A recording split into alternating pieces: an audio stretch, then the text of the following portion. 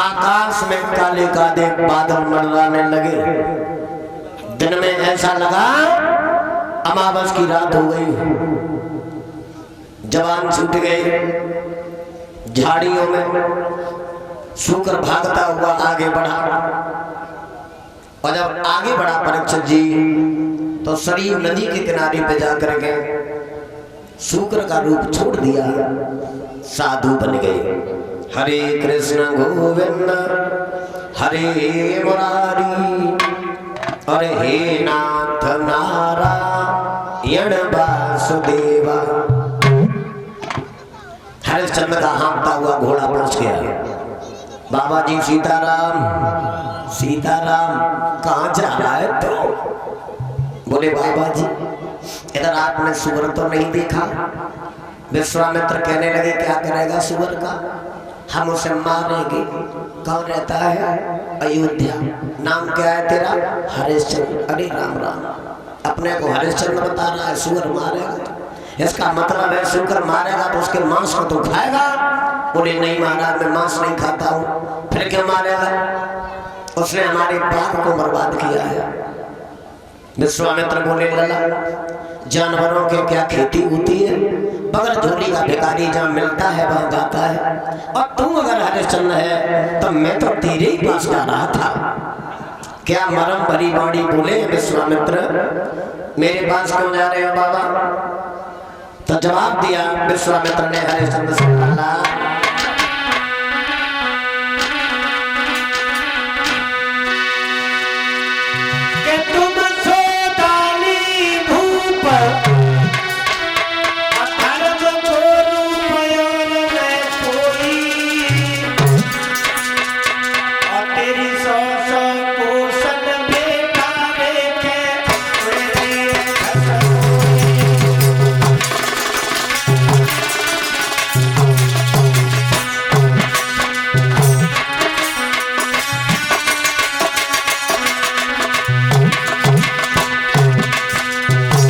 से कुछ लेना है, किसी को ठगना है, तो दुनिया में चीनी से भी मीठी एक चीज है प्रशंसा।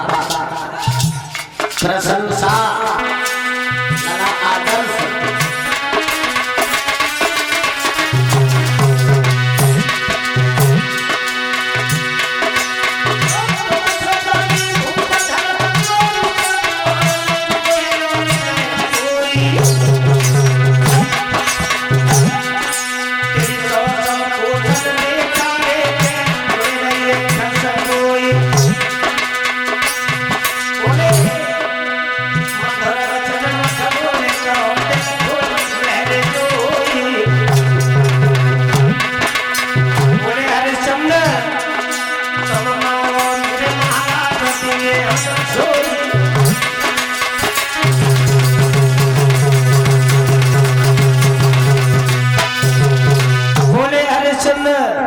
मधुर वचन मुख बोल कहो दिल खोल मेहर जो हुई, जो मामा मेरे नाथ दे हम सोई। बोले हरिश्चंद्र बाबा बात बताए बाबा जी।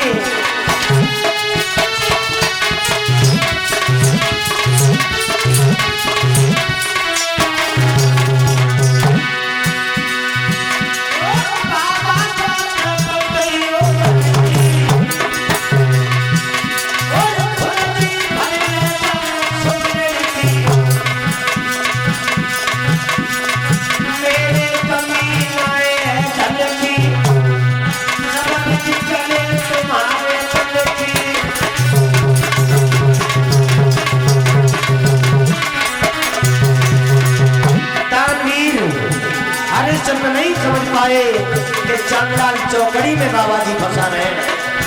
जरा भली बात हरिश्चंद्र ने कह दी जो नहीं कहनी थी। क्या बोले?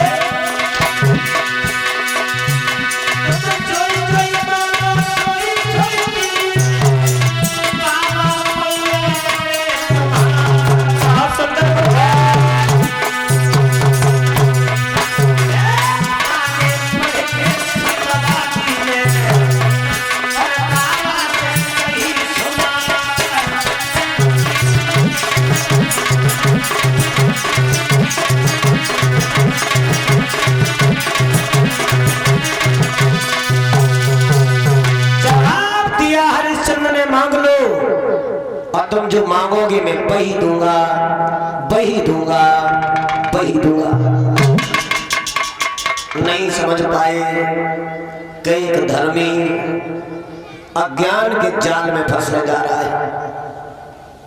विश्वामित्र ने जवाब दिया, लला मैं तो भगवान से कामना करता हूं कि भगवान जो दुनिया में कल को बिटिया न दे, और अगर बेटी देता है तो उसकी तिजोरी दौलत से भर दे।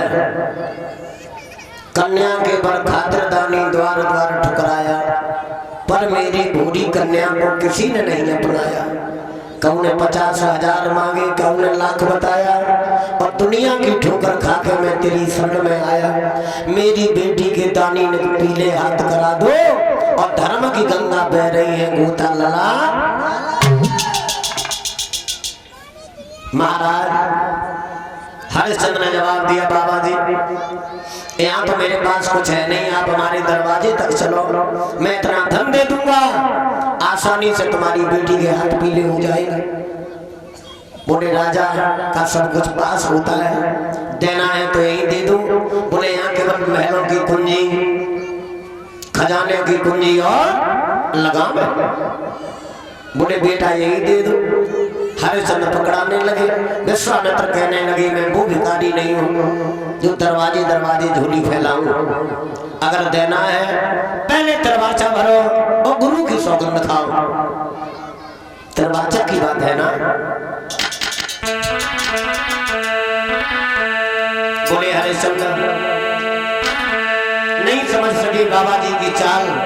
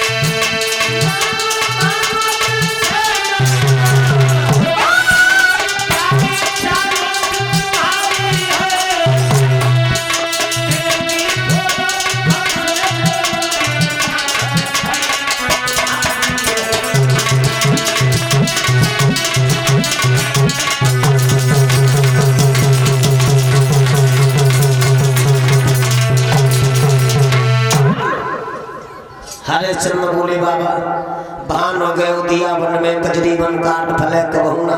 दुनिया में को समान तले सो चले घुंघचाल चुपे कबहुना। तैसे बात गमारन की मौसे कह के करे कबहुना। अंडन में गंड कपूत पके लटके चटके कबहुना। सूरज तीरण पे चढ़ के प्राण की आस करे कबहुना। तैसे बात असीलन की मौसे कह के मांग कुंजी लगाम का संकल्प हुआ। विश्वामित्र ने मंत्रोच्चारण किया।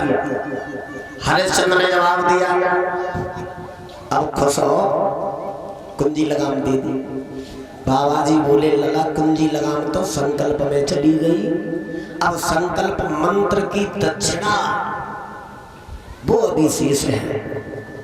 और याद रखना भैया कथा कराए वो आसान है, कथा करवाए वो आसान है, संकल्प करे वो आसान है, मगर दक्षिणा बड़ी कठिन है। परीक्षा जी कैसे हंस रहे हो, हम बताएंगे दक्षिणा कैसी कठिन है।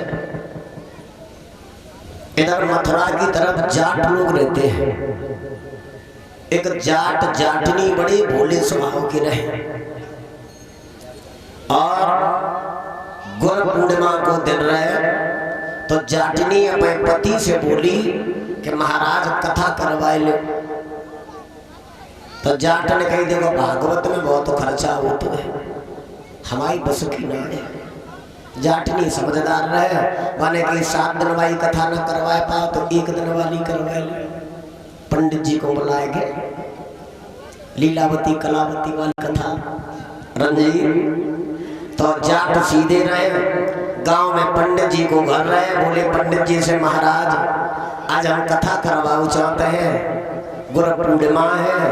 तो पंडित जी बोले तुम बहुत लेट हो गए, 3 कथा तो लिख चुकी और तुम और आए गए, और तुमने जिंदगी में पहली दान मन बनाओ तो तुम्हारी कथा जरूर कहे। पंडित जी ने सामान पर्चा बनाओ, जगह जाओ सामान बाजार से ले आना और अपनी पत्नी से कह के घर साफ करवा लेना। जाट खुशी में आए, जाटनी से बोली कथा हुई है, 12 बजे पंडित जी आए थे, तब से घर साफ कर लो। बड़ो आंगन रहे, आधो आंगन लीप लो, आधो बिना लिपू रहे। तो 11 बजे सोचने लगी अब प्रसाद बनाए हुए हैं, पंडित जी आए रहे हुए। तोले जाट बाजार करके आए, जाट घर में घुसे, पीछे तो पंडित जी आए गए। जाट महाराज आ पंडित जी ले आए सामान? बोले हाँ। पंडित जी को जाके जल्दी रह गए, 3 कथा और कह गए। महाराज एक आसन अपनो लगाओ, एक जाट महाराजा को लगाओ, हवन कुंड बनाओ, सामग्री सब रख ली। एक पे जाट महाराज बैठा ली, एक पे खुद पंडित जी बैठे गए। पंडित जी ने जगह देख लला, टाइम हमारे जगह बहुत कम है, 3 कथा और कह में, तसे जल्दी में कथा हुए, बुराई मत मानियो। जो हम कहें सोई तुम कहो, और जैसे हम करें तैसे तुम कहो। अब जल्दी में मंत्र पढ़े, पंडित जी कह दे स्वाहा, तो जाटू सामग्री भरे कह दे स्वाहा। अब जल्दी जल्दी में आहुति लगाई, धूप ज्यादा पड़ गई, आंच कम हो गई। हवन कुंड में धुआं होने लगो। पंडित जी बोले लकड़ी लगा लो, जाट बोलो लकड़ी लगा लो। पहले ही कह चुके जो हम कहे सोई तुम कहो, जैसे हम करें तैसे तुम करो। और जाने जिंदगी में कभी कथा करवाई ना हो तो भैया पाए कुछ पता ना हो तो कथा कैसे हुए। जाट सोचने लगो कथा ऐसे ही होते हुए। पंडित जी बोले तुम ही से कह रहे लकड़ी लगा लो, जाट बोलो तुम ही से कह रहे लकड़ी लगा लो। पंडित जी बोले करे तू आदमी है क्या हैवान? जाट आंखें नकारे बोले करे तू आदमी है क्या हैवान? पंडित जी को जो घमंड रहा है मुझे के कुल पुरोहित है, तो उन्होंने धीरे से वह गर्दन में चपत मारी करी कथा ऐसे ही हुई। जाट हो तो चुमो जवान सोचने लगो कथा का रोज रोज हुए। आप पंडित जी के मन जैसे ही गर्दन में दो, एक ही दान पंडित जी जमीन में गिर गई। अब हाथापाई होने लगी, जाट नीचे आए तो पंडित रगड़े के धर दे, पंडित नीचे आए तो जाट रगड़े के धर दे। धीरे धीरे लड़कत लड़कत पंडित जी के पाए लिपे भई तो पाए निकल गए। आधो आंगन लिपो तो आधो बिना लिपो। तो जाटनी ने दूर में देखो और जब सोचने लगी भगवान अगर हम जानती है कथा में इतनी ताकत पड़े है तो अब न करवाते। तो जाटनी चौका में से भागी, मैंने पंडित जी के पाए पकड़े, बोली महाराज लिपे लिपे में ले चलो कथा शुद्ध भाई जा। सोई पंडित जी को होश आएगा, गलती हम नहीं करी।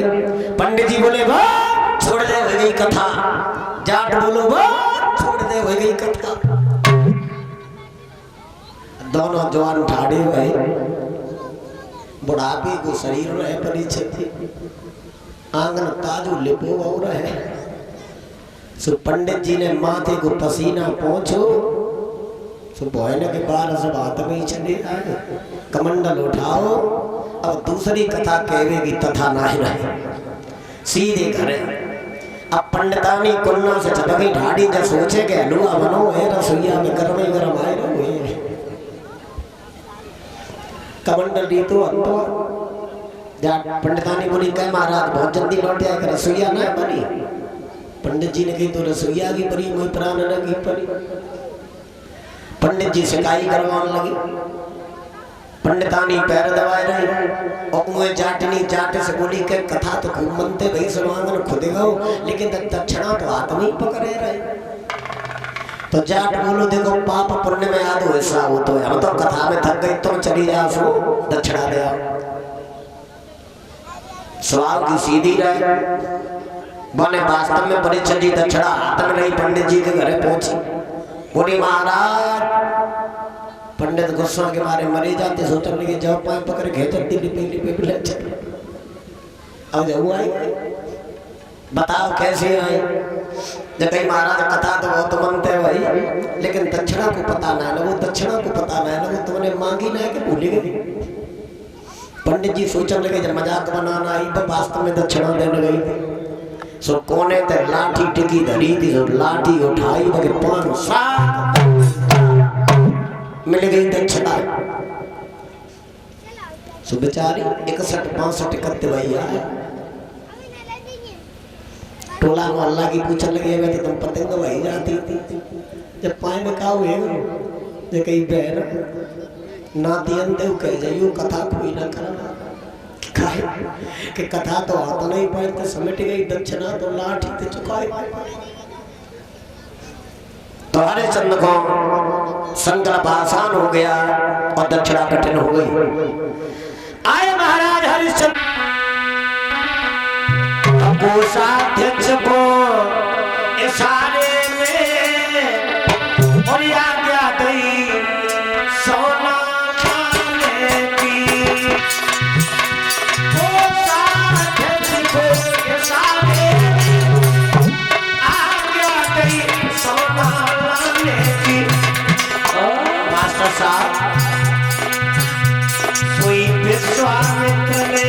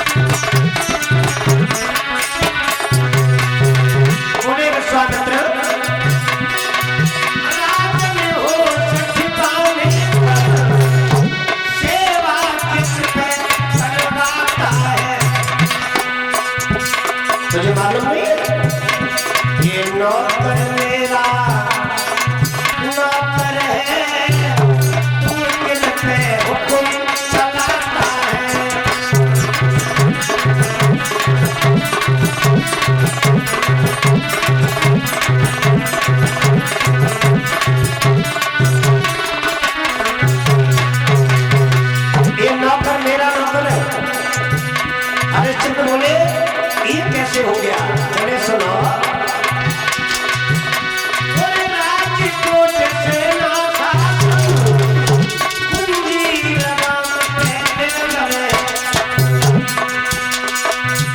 है ना और तुझे दक्षिणा वो तेरी जो मेरे राज के पास है।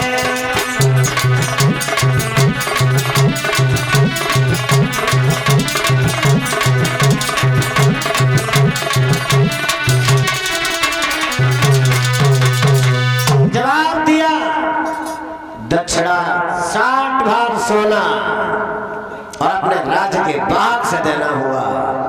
राजकोट सेना शासन कुंजी लगाम पे निर्भर है और तुम्हें दक्षिणा वो देनी जो हमारे राज्य के बाहर है। हरिश्चंद्र का दिल नहीं दबा, जवाब दिया महाराज अगर यही बात है तो अब हमारे पास कोई उपाय नहीं है। धर्म की खातिर एक उपाय है, मैं आपके सामने कह रहा हूं। आप हमें हमारी पतिव्रता रानी तारा और इकलौते पुत्र रोहितास को बेच लो और अपने ऋण से हमें उद्धार कर दो। तो विश्वामित्र ने जवाब दिया अपना दरवाजा भर और के पत्नी का ऐसी कौन पत्नी होगी जो पति के चक्कर में आकर के अपने शरीर को बेच दे।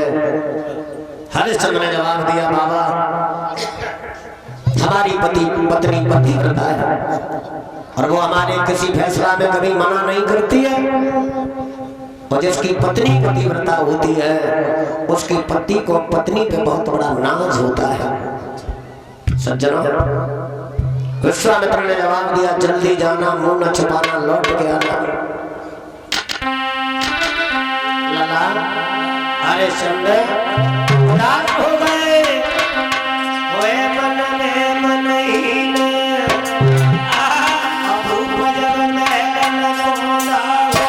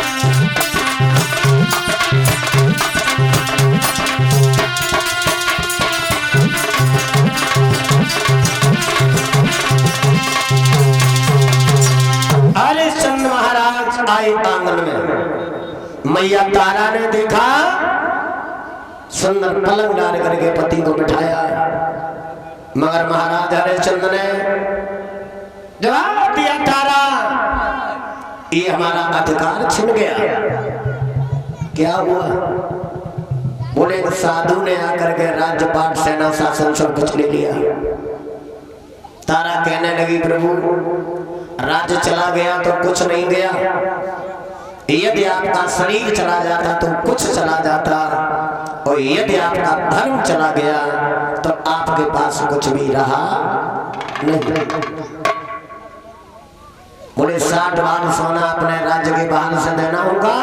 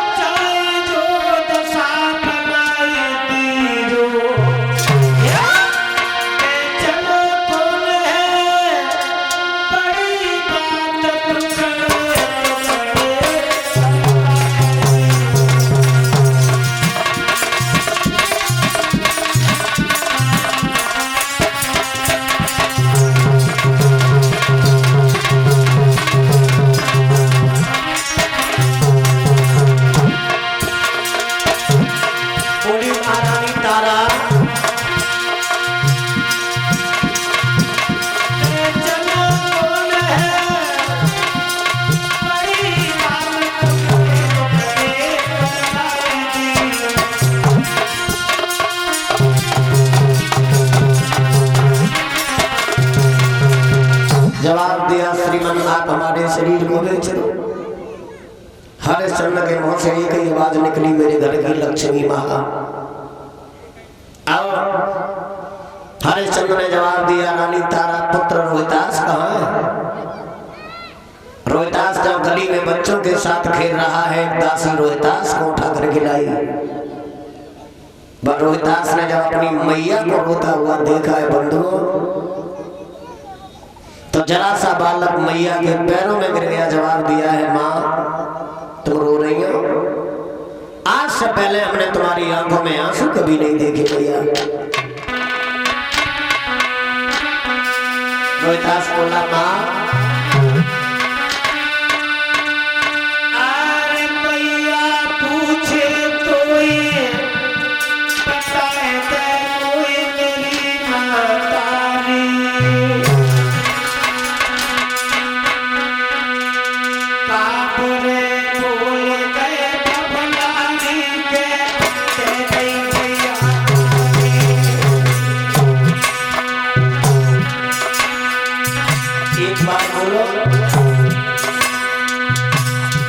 एक बार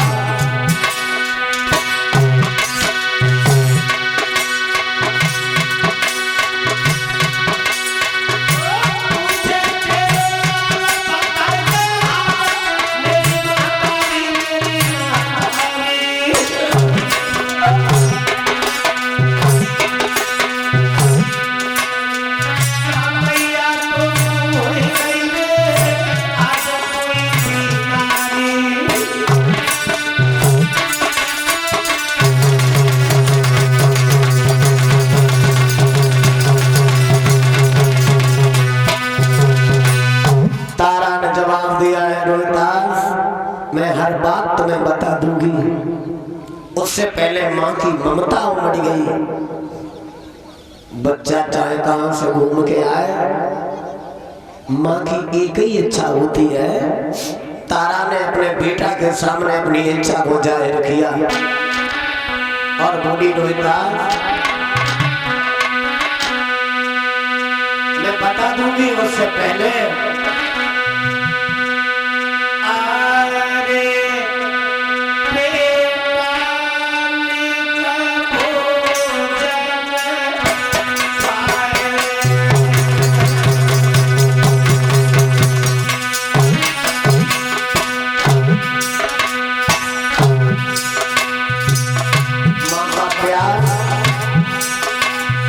समय आने पे हृदय से बाहर आ जाता है। गुरु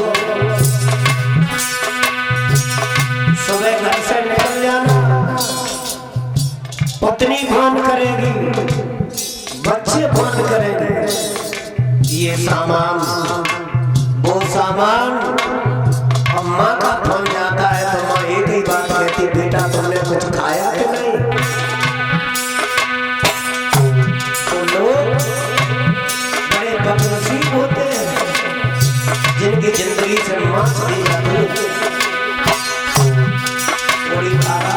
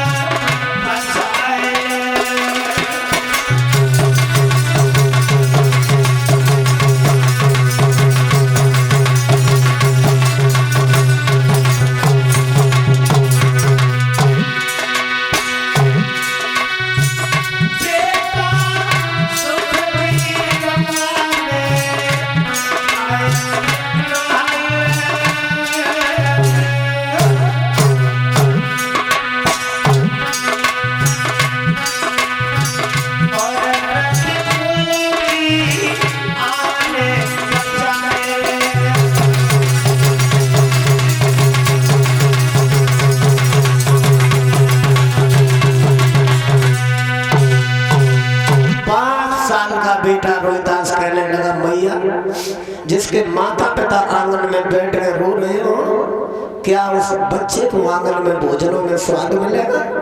नहीं मां, स्वर्ग शरीर संसार में कहीं चैन नहीं आता है जब मां रोती है।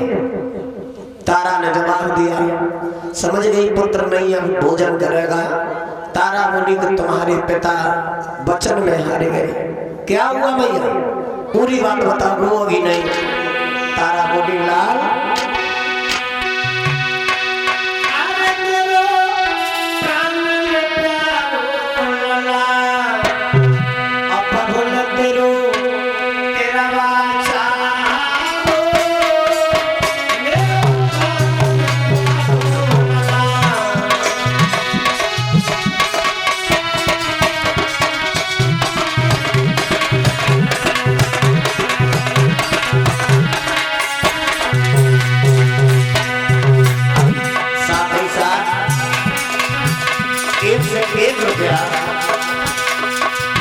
राजेश चैतन्य जी खेलिया के रहने वाले हैं एवं ओम देव चैतन्य ग्राम कमरौल से। इन दोनों भाइयों के 51 से एक मुद्राएं आई है।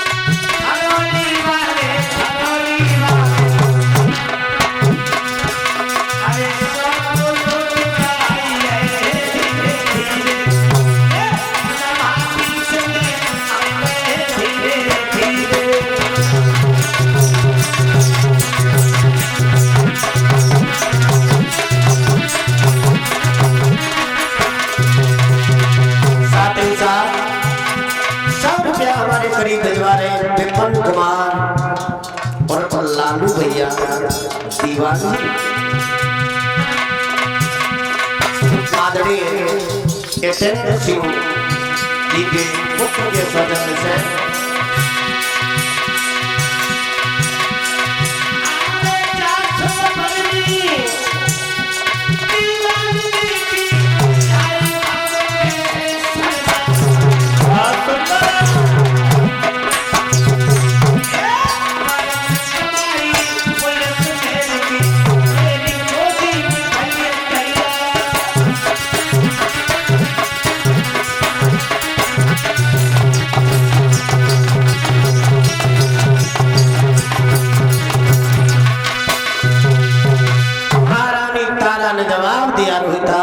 पिता वचन में हारे 60 भार सोना विशेष है जो अपने राज्य के बाहर से देना हुआ। तो पुत्र हंसने लगा, बोला मैया तो ये अपने ईमान की सौगंध है, एक बात हमें बता, तेरे पास अब सबसे अमूल्य धरोहर क्या है जो तू ऋण से पिता को उद्धार कर दे। माँ के आंखों में आंसू आ गए, पुत्र को छाती से लगा लिया। बेटा, माँ की जिंदगी में बेटा से ज्यादा कोई कीमती चीज नहीं होती है और ये सच है। एक तरफ दुनिया के सारे साधन, इस दुनिया की सारी दौलत को इकट्ठा करके रख दिया जाए और दूसरी तरफ माँ के पुत्र को खड़ा कर दिया जाए तो माँ इस दुनिया की सारी दौलत में लात मार सकती है, मेरा वादा है। वो माँ तारा से हरिश्चंद्र ने जवाब दिया, तारा रोने के लिए जीवन बढ़ाया, साधु करो दिए, राजसी वस्त्र ऐसी जगह उतार के रख दो और ऐसे भेष में चलेंगे जो दुनिया के लोग देखे तो ये समझे कि वास्तव में भिखारी जा रहे हैं। समय को बदलते देर नहीं होती है भाई। एक पल नहीं हुआ, सोना चांदी दान करने वाला राजा भिखारियों जैसा भेष बना करके आगे बढ़ा।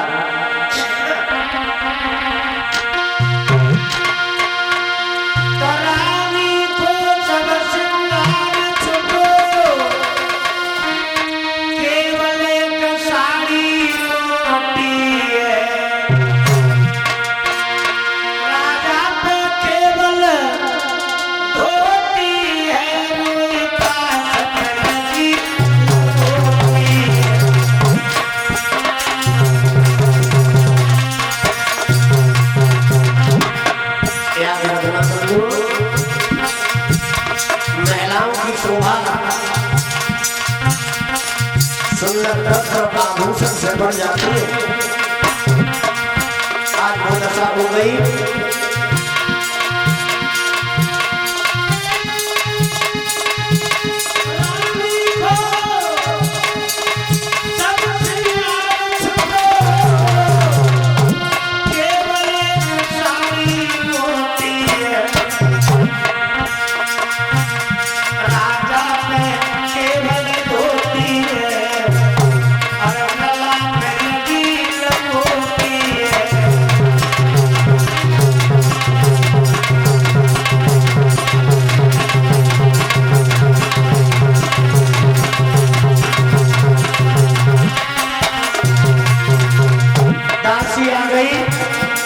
दासी रोने लगी, बोली महारानी तुम्हारे बगल में सामने में नहीं रहता हूँ।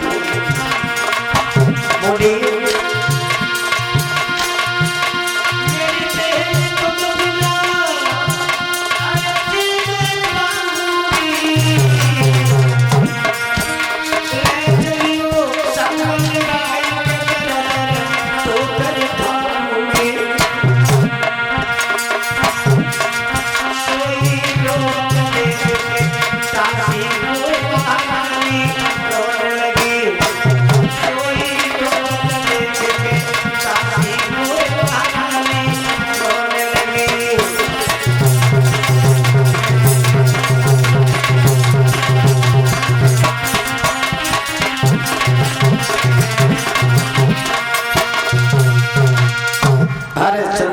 तारा और रोहितास विश्वामित्र के सामने जब दरवाजे पे आए तो विश्वामित्र ने हंस के जवाब दिया, क्यों हरिश्चंद्र तुम जैसे हरामियों को खरीदेगा कौन? नंगे पैर तुमने जमीन पे कदम न रखा। रानी तारा हाय हाय रोने लगी, बोली बाबा जी आप हमें काशी में लेकर के चलो। काशी तीनों लोगों से अलग बताइए। काशी भोले बाबा ने त्रिशूल में बसाई है। काशी ने बड़े बड़े पापियों का उद्धार किया, तो मेरा भी उद्धार करेगी। तीनों प्राणियों को लेकर के हरिश्चंद्र जब आगे बढ़े तो अयोध्या की प्रजा ऐसे रो रही है, परीक्षित जी जैसे जिनका सब कुछ छिन गया हो, और अपनी प्रजा के लोगों को रोता हुआ देखा। उस आत्मा को कष्ट होता है जो प्रजा को अपना समझ करके प्रजा के सुख और दुख में खड़ी होती है। राजा हरिश्चंद्र ने जवाब दिया है विश्वामित्र से, बाबा जी मैं आपसे कुछ नहीं मांग रहा हूं, मैंने राजपाट सब दे दिया, चलते समय तुमसे निवेदन करना चाह रहा हूं। बोलो।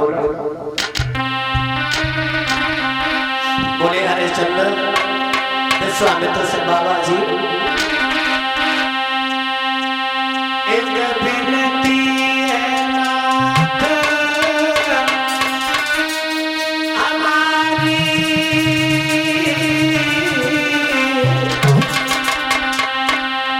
और जो आज्ञा होई तुम्हारी विनती है।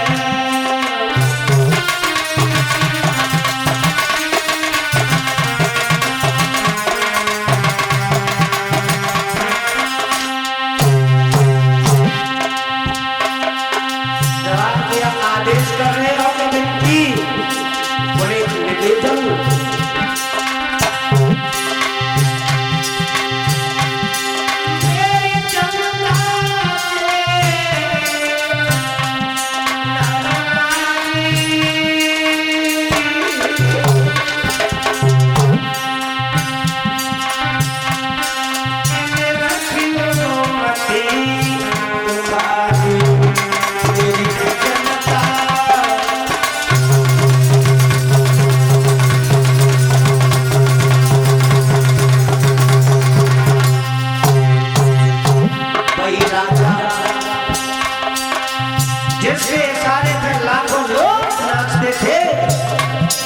बाबा जी के सामने घुटना टेक करके बैठ गया भैया।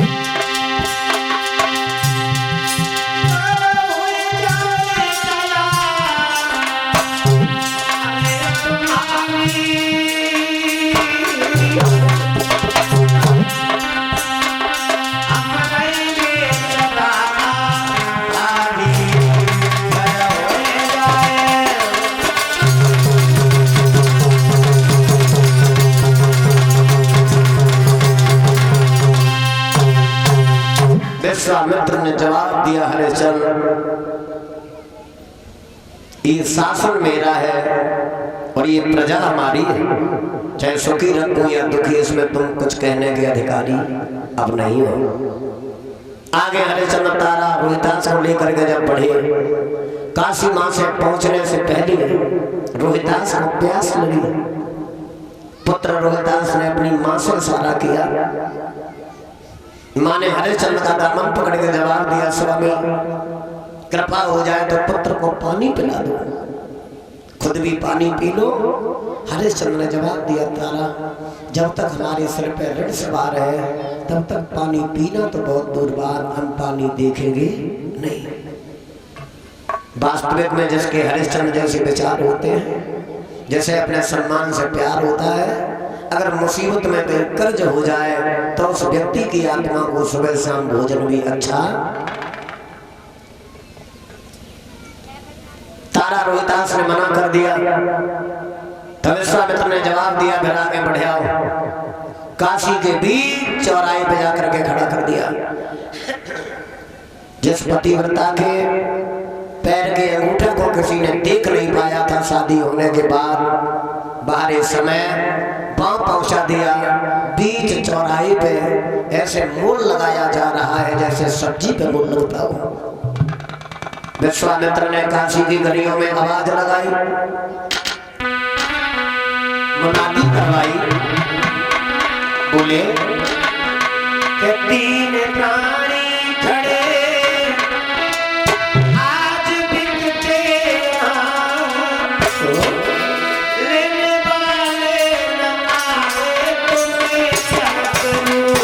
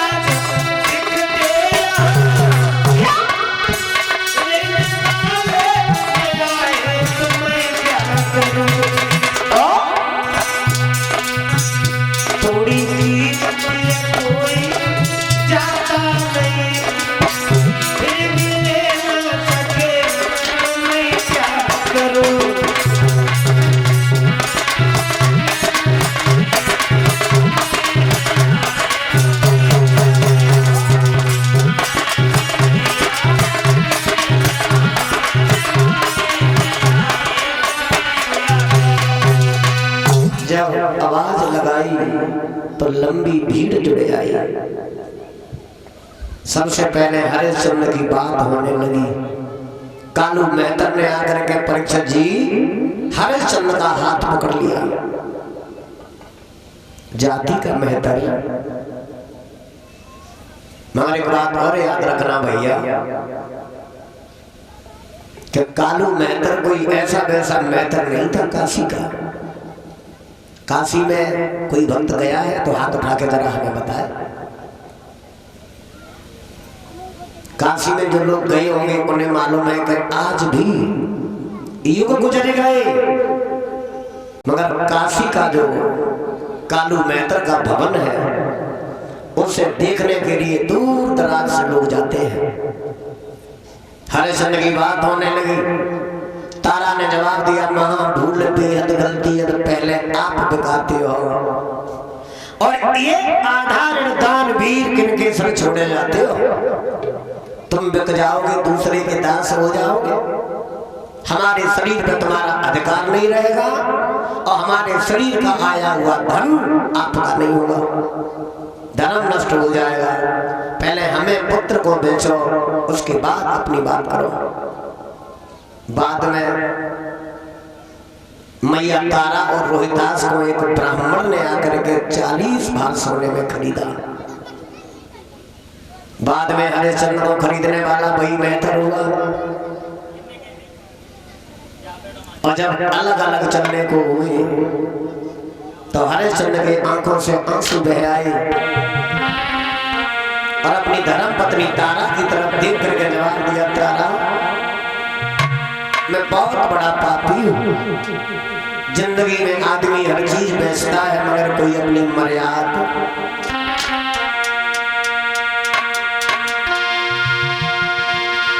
के जीवन में नर मरते मरते मर्यादा को नहीं बेचते।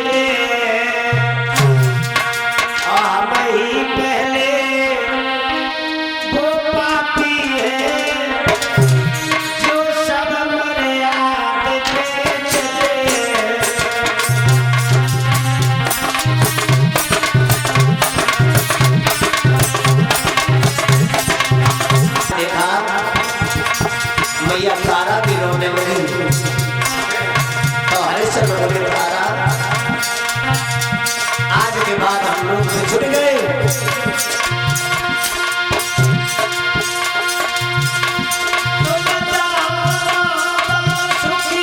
तो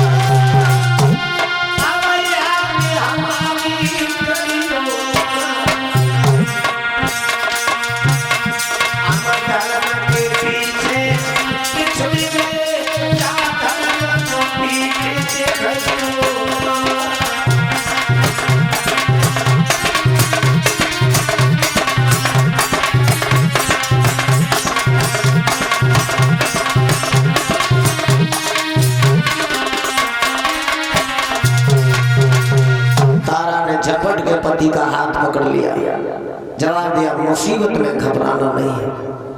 अंत में अलग अलग चले, हरिश्चंद्र एक तरफ चले, तारा और रोहितास पंडित जी लेकर के आगे बढ़े।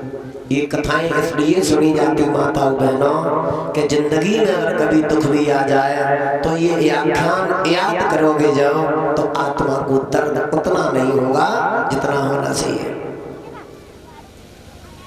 तारा ने रोहितास से कहा है कि पिता का आशीर्वाद ले लो। 5 साल को लला काशी के बाजार में राजा हरिश्चंद्र के पैरों पे जब हाथ चलाए तो हाय हाय राजा अपने को न रोक सका, उठा करके गोद में ले लिया।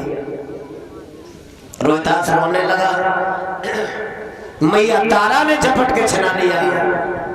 रोहितास कहने लगा मैया मैं इसलिए नहीं रोया कि मेरा शरीर बिक गया। जिंदगी में लाख लोग प्यार दे मगर पिता जैसा प्यार कहीं मिलने वाला, वो भी बचपन की उम्र में। रोहितास बोला मैया आज के बाद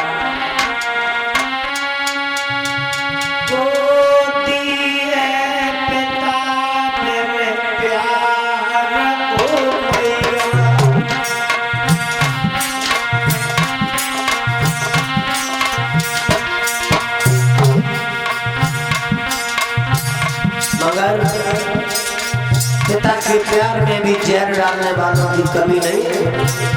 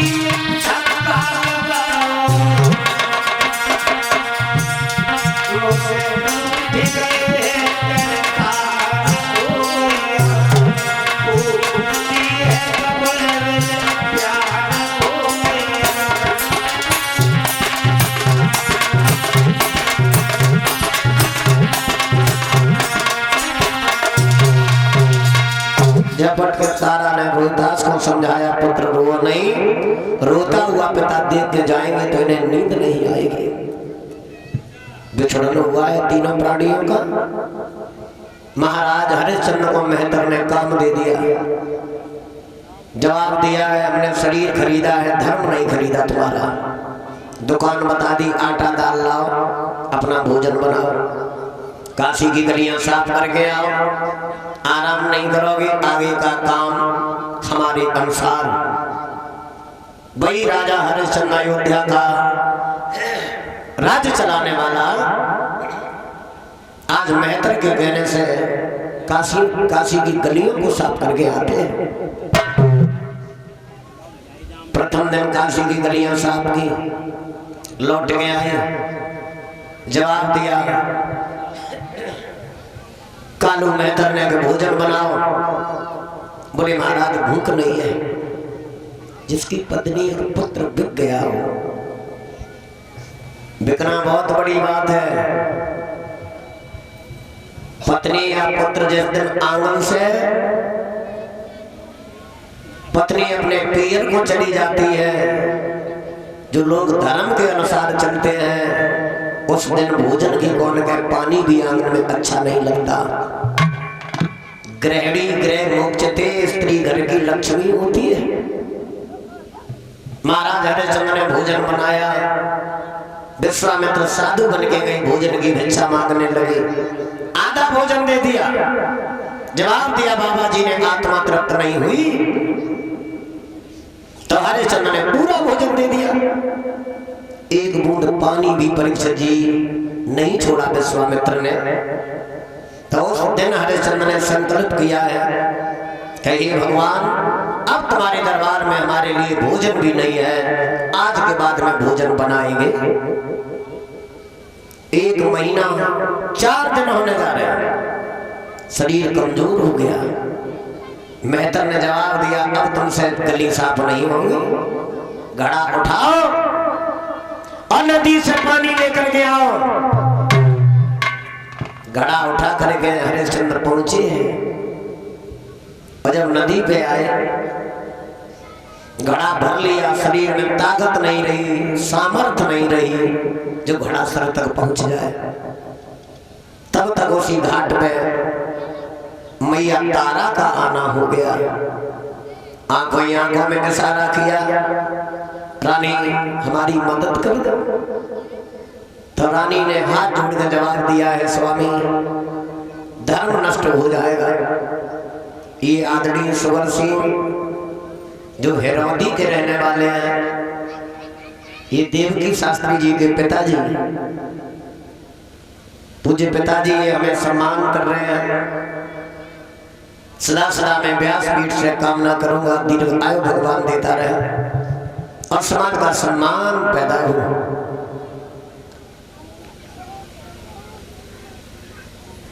संगीत की चलती हुई धार में देवकी बहन ने भी भगवान की कथा कह करके अच्छा नाम कमाया। और ये कृपा उन बुजुर्गों की आत्माओं की होती है। जरूरी नहीं है कि डॉक्टर का बेटा डॉक्टर हो जाए, जरूरी नहीं होता है कि फौजी का पुत्र फौजी ही हो जाए। वो लोग बड़े किस्मत वाले होते हैं जिनके आंखों के सामने जीते जी अपना पद भगवान स्वीकार करवा देता है संतान को। बोल गोविंद भगवान की। साथ में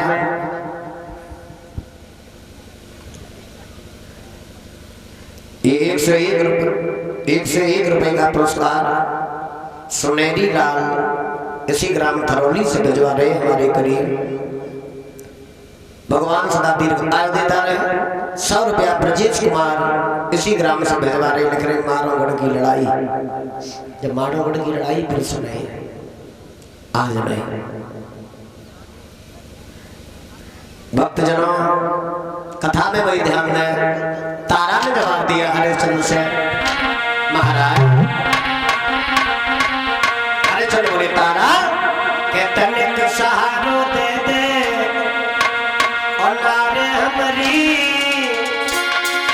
अधूरा वाला है शरीर उठे गगरी।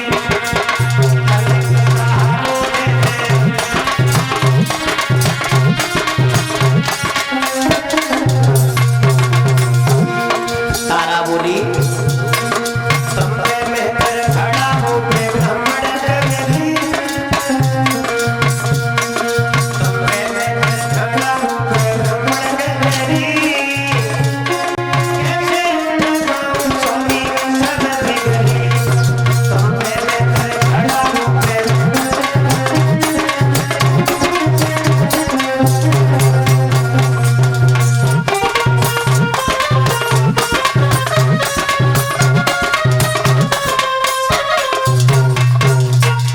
जवाब दिया, महाराज घड़ा से ना हाथ लगाऊंगी और घड़ा उठाने की प्रीतम कोई युक्ति बताऊंगी। गहरे जल में चले जाओ, जहां सीने तक जल है घड़ा आसानी से उठ जाएगा। आज हरिश्चंद्र ने घड़ा उठा करके सिर पे रखा। पति पत्नी की ममता बड़ी विलक्षण होती है भक्तजनों। पति बनना बहुत आसान है जो दुनिया में, मगर पति का धर्म निभाना बहुत मुश्किल है। पत्नी बनना भी आसान बात, मगर पतिव्रत धर्म को समझना बहुत बड़ी बात। आज हरिश्चंद्र मुड़ मुड़ के तारा को देख रहे, तोले पैर में ठोकर लगी और जमीन पे गिरी। ऐसे गिरी, खुद को संभालना तो बहुत दूर बात। अब महाराज हरिश्चंद्र के हाथ से वो घड़ा छूट गया, तो जमीन पे गिरते ही गिरते उठ गया। सोना चांदी दान करने वाला राजा आज मिट्टी के घड़ा पे बैठ के बहुत रोया।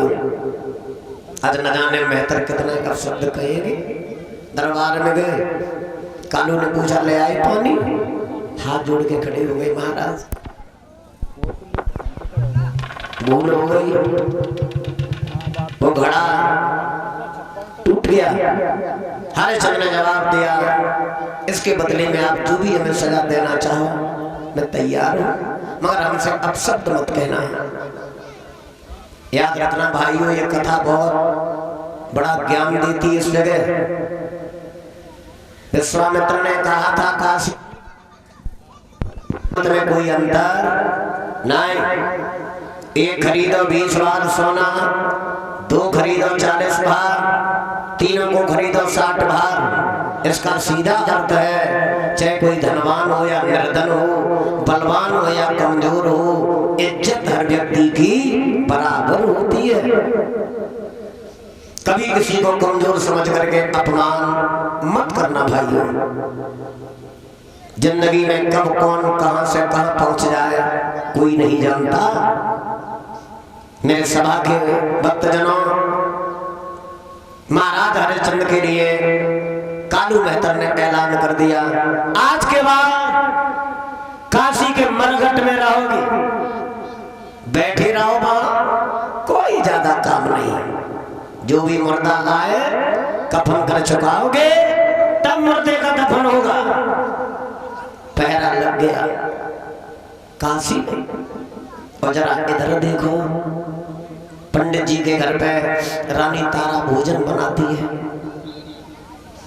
क्या भैया एक बात और बताओ, कभी ये सोचा तुमने सतयुग में हरिश्चंद्र तारा बिके, हरिश्चंद्र तारा पत्र बिके? आज नहीं बिक रहे, आज भी बिक रहे हैं। जिन लोगों को अपने धर्म की चिंता है, अपनी बात की चिंता है, अपने सम्मान की चिंता है, कर्ज सर पर सवार हो जाता है। तो हमने देखा है दिल्ली, हरियाणा, राजस्थान में अपने यहाँ के लोग सुबह होते ही होते पति पत्नी और पुत्र का विछड़न हो जाता है। पति कहीं पहरा दे रहा है, पत्नी कहीं भोजन बना रही है, कहीं घरों की सफाई, छोटी छोटी संतानें कहीं दुकान पर पहरा दे रही हैं। आज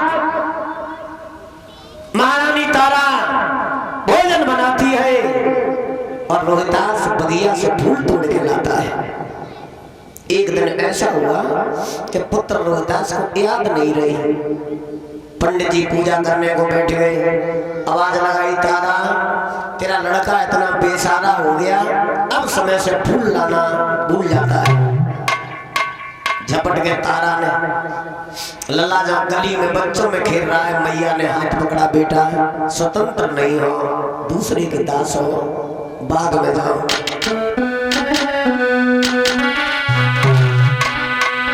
बड़ी दुख भरी कथा है सज्जनों। आज तारा अपने पुत्र को बाग में भेज रही है कि लेकर हाथ में झबलिया तोड़े में बुझाए मुलाकात में।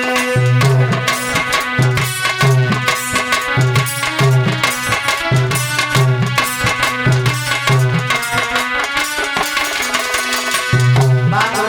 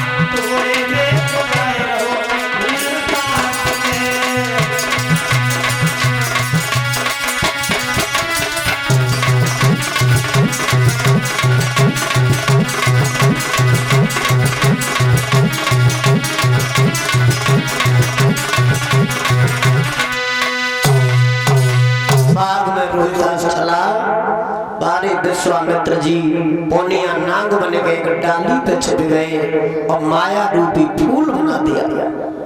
पुत्र की नजर गई, सोचने लगा इतना सुंदर फूल है, आज हमारी मैया जितनी हमसे नाराज हुई उतने ही पंडित जी खुश हो जाएंगे। आज फूल पे हाथ चलाया, माया रूपी फूल था माताओं।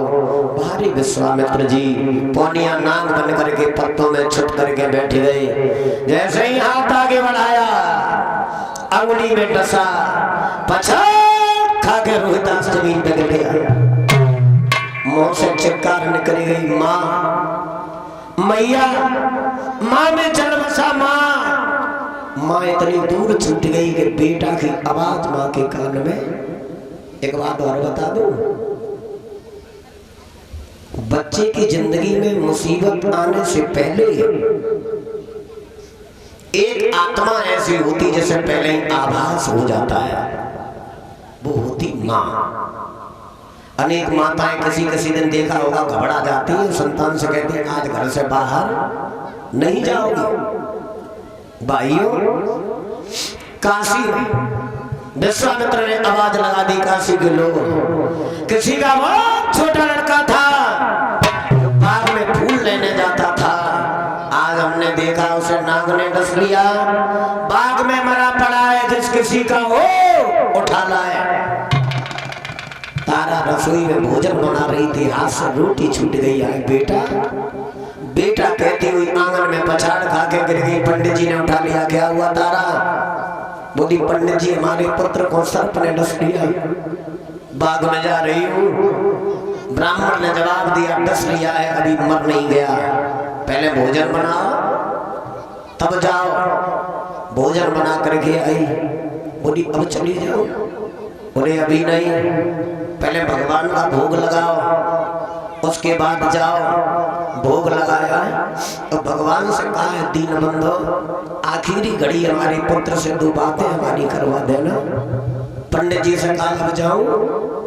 पंडित जी बोले जाओ, जिंदा हो तो उठा के लाना और मर गया हो तो दफनाने के बाद आंगन में आना। आज वह मैया बाग में पहुंची। बेतार का जोड़ा विलक्षण प्यार होता है माँ का। बाग में माँ इधर उधर रोहिदास को ढूंढ रही है। बाद में माता हो वहां पहुंची जहां रोहिदास मोहगी पर जमीन पे पड़ा है। उठाया, गोदी में रख लिया। आखिरी घड़ी पुत्र ने अपनी माँ के चेहरे को देखा। मैं किन शब्दों में आपको बताऊं, रोहिदास की सांस रुकने लगी। बोला मैया तो रोना नहीं। लीनो जन्म सुमरत है, यो धीर दिल को दीजियो, एक बार पुचकार के मुझ पे प्यार मैया कीजियो। तुम्हें मेरे प्यार की कसम माँ, रोना नहीं। तारा बोली रोहिदास तेरे बिछड़न को लगा, मुझे दुख सो न जाए, रात दिन टकराऊंगी, जिम बछड़ा बिन बछड़ा बिनायो गाय सुत बिन, मातयों बिन खात है, गोदी से जिनके सुत बसे, का बच सके वो मात है। अंत में रोहिदास ने माँ को देखा और जवाब दिया, मैया अब मैं नहीं बचूंगा। सुख दुख की जो कैरी सो मैया मुझे माँ, आज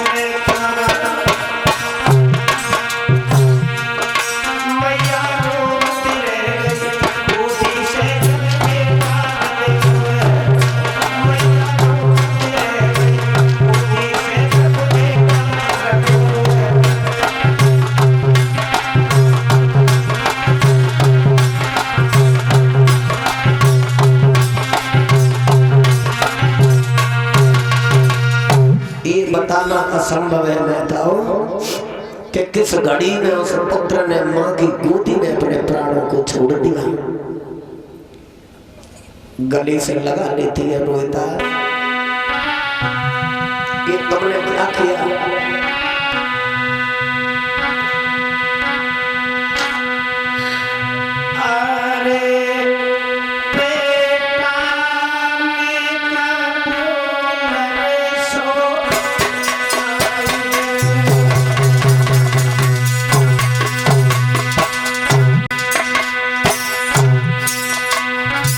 जिंदगी में भगवान बड़ा से बड़ा दुख दे दे, कभी पुत्र सुख न दे।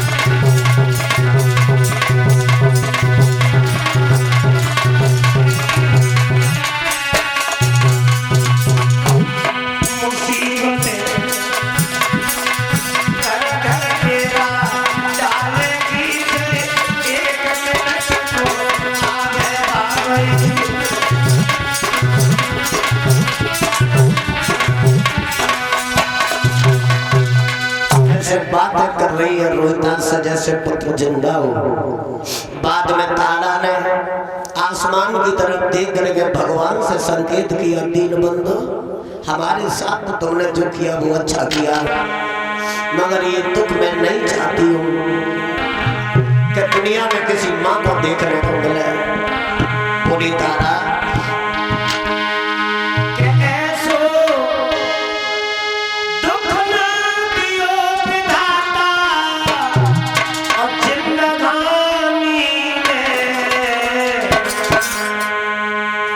पार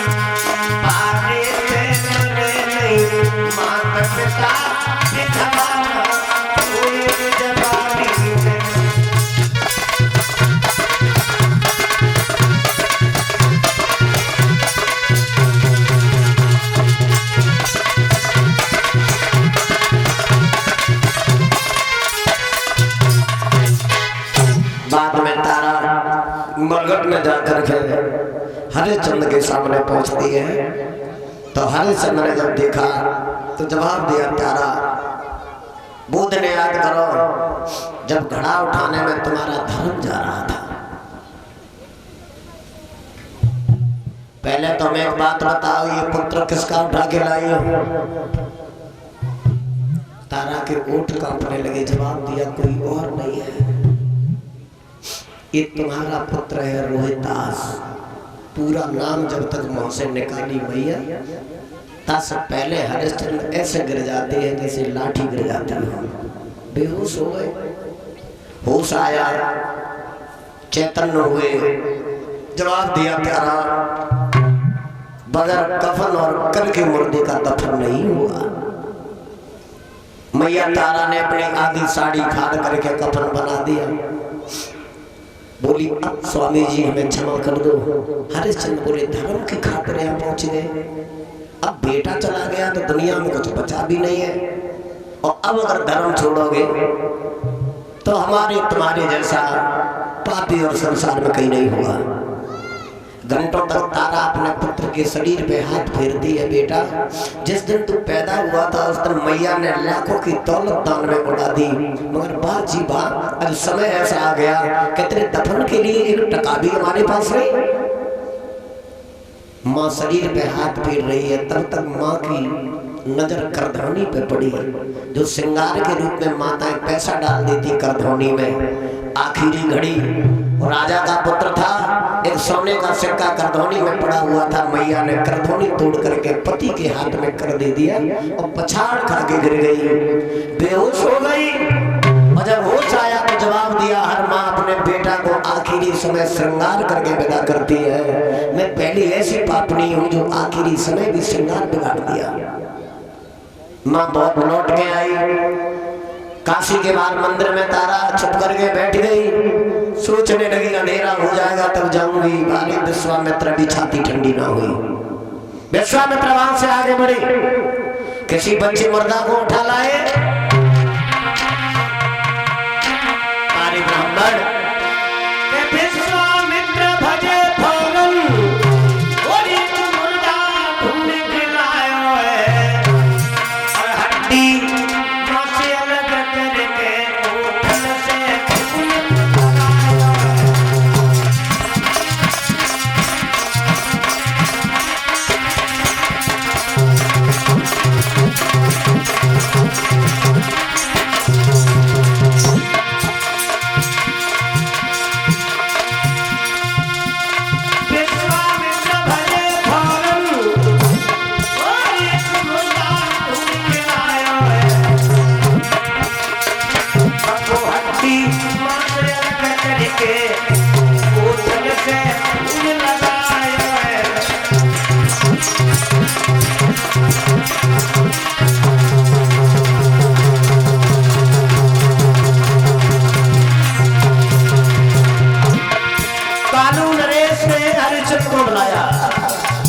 जवाब दिया, जाओ।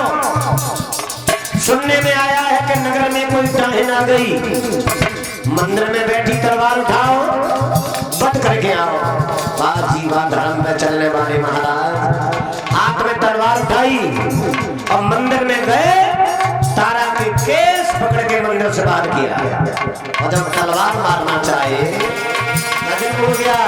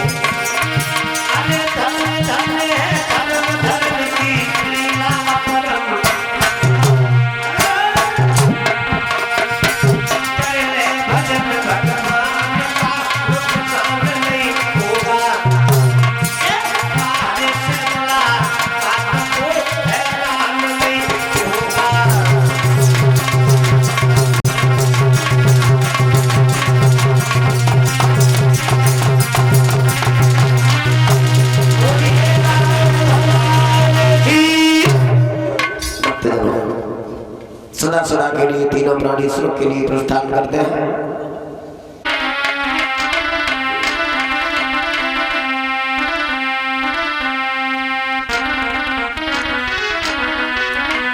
कन्हैया प्रेम की बंसी बजा दो, ये तो क्या होगा कन्हैया।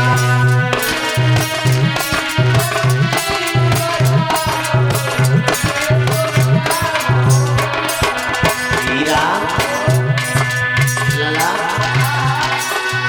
कन्हैया प्रेम की बंसी बजा दो, ये तो क्या होगा।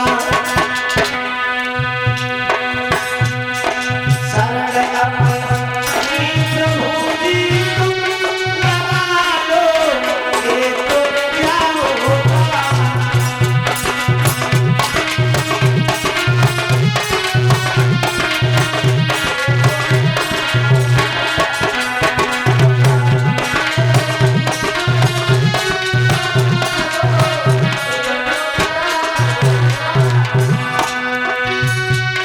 ये मैया क्यों बनाई है और भैया क्यों बनाया है।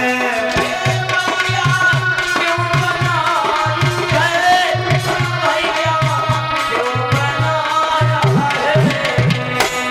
ये बिटिया ये बेटी क्यों बनाई है बता दो, ये तो क्या होगा। ये बिटिया क्यों बनाई है बता दो, ये तो क्या होगा। ये भगवान मैया ममता के लिए और भैया सेवा के लिए। ये बेटी ये बिटिया दान के लिए बता दो, ये तो क्या होगा कन्हैया प्रेम की बंसी बता दो। खड़े हो जाए सब लोग। क्या होगा कन्हैया ये तो क्या होगा। आरती तैयार करें, मंच जी आ जाओ। आज बचिए तुम हमारे घर में, जय हो। आज बचिए तुम हमारे घर में, हमारे ठाकुर के आने वाले। बचिए तुम हमारे घर में, हमारे ठाकुर के आने वाले। केला के खम्भे द्वार पे लागे, केला के खम्भे द्वार पे लागे। पहले गोरी गणेश पधारे, पहले गोरी गणेश पधारे। आज भी